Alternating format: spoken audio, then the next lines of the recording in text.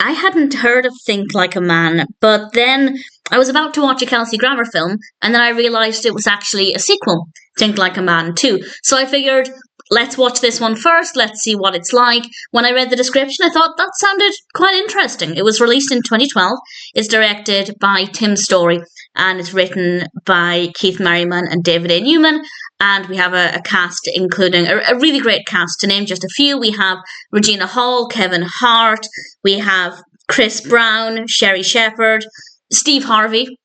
Steve Harvey is in it. And the film is actually based on his book, Act Like a Lady, Think Like a Man, which I'd never heard of before. And basically in the film, the women find ways, based on advice in Steve Harvey's book, to try and take control of the relationships and their love lives.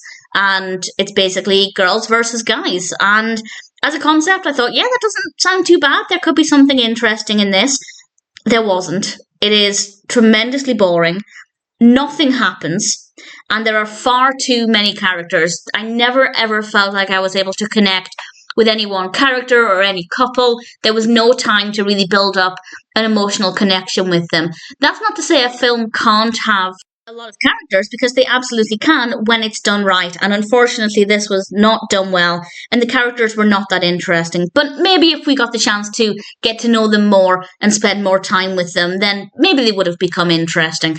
The narrative is not interesting at all. Maybe if I'd read Steve Harvey's book, it could be a little bit more interesting, but I don't think the film should need to rely on that, because then you're having quite a limited audience. Granted, I think the book itself is quite successful, but to expect every viewer to have read the book, I think, is unreasonable. Any film that's based on a book, adapted from a book, you should be able to go into it without ever having read the original material, and I don't feel like that's the case. Well, I don't know. Maybe the experience wouldn't be enhanced if you've read the book. I'd be keen to know what you think of it if you were familiar with the book.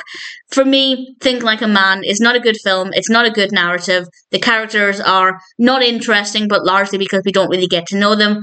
I guess the performances are fine. There are no problems there. I'm not looking forward to the sequel. Also, this film is 2 hours. It has no business taking up 2 hours of anybody's time. Absolutely not.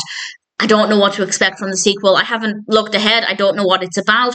I don't think it needs a sequel, but I'm going to watch it because Kelsey Grammer is in it. And time will tell. But for now, I can say Think Like a Man is not a good film. It's not an enjoyable experience. The characters are not interesting. Again, probably because there are just too many of them.